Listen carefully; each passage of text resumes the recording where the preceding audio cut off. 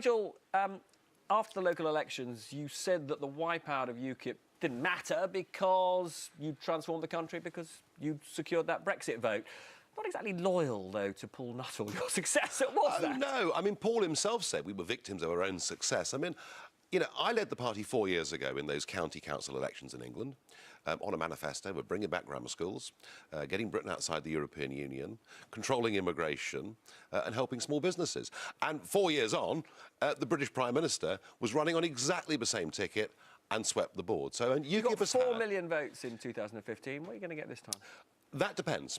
I mean, when she launched this campaign, and she said, look, trust me, I will deliver Brexit, but if I don't win, we will have this coalition of chaos that will effectively stop Brexit from happening.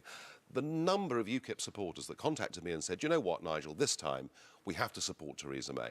Now, fast forward a couple of weeks, when people realise, actually, this election's a non-contest, that she's going to win by a country mile anyway, then I think the squeeze that you tend to see on small parties towards the end of a campaign, in this case, will be the other way around. Can UKIP survive, though, if it gets wiped out in the general election? Oh, UKIP's going to survive. It has to survive. Wow. I mean, well, it's rather like, you know, we all pay the house insurance every year, not because we want there to be a fire, but just in case there is one. And I think it's all well and good for Mrs May, who gives wonderful speeches and sounds very reassuring. But the truth of it is, as Home Secretary, she did the same thing on immigration and other issues and didn't deliver. And UKIP needs to be there in case there is backsliding on Brexit. I mean, your chum Aaron Banks seems to think it's over for UKIP and is setting up this patriotic alliance. What's all that about? I don't really know. I mean, you're not going to get involved. Are you not going to get involved? You're not going to get involved in the patriotic alliance. No. I mean, I'm happy for there to be political movements that campaign for things. UKIP. It's not an alternative to UKIP, as far as you can see. No, and it wouldn't be. I mean, if in 2.5 years' time, Mrs May has delivered the kind of Brexit that voters wanted, then I think you can ask the question, what is UKIP's future? Where does it go from here? But right now... Are you a supporter of Theresa May? I don't tend to support Remain voters. I don't tend to support people But isn't she delivering the vision that you want? Well, listen, she is using exactly the same words and phrases that I've been using for 20 years. I mean, you must have loved it when she laid into Jean-Claude Juncker, didn't you? I thought bashing Brussels bureaucrats was purely my domain. So, no, of course... So you cheered at that point? It all looks and sounds fantastic. But, as I say, you know, we've got a career politician here whose record of delivery in the past has been very poor. So let's see. Is Nuttall doing a good job? I thought the way that he came out yesterday after what had been a really very tough 24 hours was strong and reassuring. Look, it's difficult for him. It's difficult because the Conservative Party have taken our agenda for now.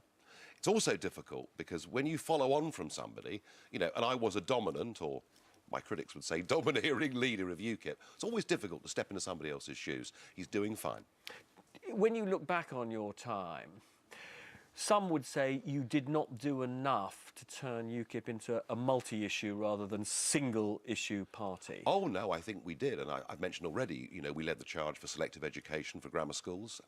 We made the big arguments against onshore wind farms, which I think to some extent have now been stopped. I mean, your chum Douglas Carswell today says that after he won, you immediately took the party back onto immigration when you should have been talking about other issues. He's trying to rewrite history and, you know, I'm afraid he's shown himself to be a rather untrustworthy figure, which is why the Conservatives wouldn't have him back for the election. Now, we've also got another election just on the other side of the channel. And Anushka, I think you've got one or two interesting things to say about that. That's right, Robert. Well, Nigel Farage is, as we know, rather close to Donald Trump, the very outspoken US president who has had a thing or two to say about some controversial world leaders. Here are some of his comments. The North Korean leader, Kim Jong-un, is a pretty smart cookie, according to Donald Trump. The Turkish president, well, he gives him great credit. El-Sisi in Egypt has done a fantastic job. Vladimir Putin, a better leader than Obama. And Duterte, the controversial Philippines leader who once boasted about throwing a man from a helicopter. They had a very friendly conversation. Well, there is another controversial political leader in the news today, the French presidential hopeful Marine Le Pen, and in the absence of Donald Trump. I wonder if Nigel could sum her up in 3 words. 3 words on Marine Le Pen. She's the real deal. She is a proper, genuine Eurosceptic, and under her, the French National Front is not about race, but it is about sovereignty. Because I remember talking to you about Marine Le Pen only a couple of years ago. And I said, why aren't you sitting with her in the European Parliament? And you said you couldn't because there were, in your words, proper racists in her party.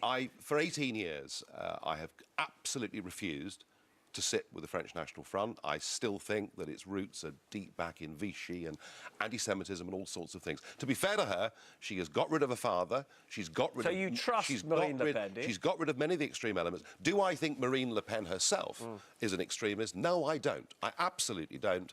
She stood down as president of the party to fight this presidential campaign. She's linked up with the conservative Eurosceptic Nicolas Dupont-Aignan, who's been my real French ally over the last 10 years. And not only would she be better for France than Macron, but better for Brexit Britain. Is she going to win? Marine Le Pen, I do believe, will become the French president. But however, today? I suspect it's more likely that'll happen in 2022 than today. Now, the other thing you rather strikingly said to me about Marine Le Pen is she could drink you under the table. That was true, but she's cleaned her act up Oh, since. has she? She has, and she's lost weight, and she's looking pretty fit. But there was a time when that was true. And what's next for you? For me, well, I'm going to continue. I chose not to stand in this general election. The real Brexit action is not going to be in Westminster. It's going to be in the European Parliament. It's going to be with the Junckers of this world and everybody else. So I'm going to go on leading a group in the European Parliament. And so, just to be clear, you are not turning your back on politics? No, absolutely not. No, I think as far as the delivery of Brexit is concerned, there's far more action in Brussels than Westminster over the next 2 years. So you'll continue to draw those generous Brussels expenses until they're no more? Well, I shall continue bashing Brussels bureaucrats, but obviously with Mrs May, I've now got some real competition. Nigel Farage, many thanks for joining us today.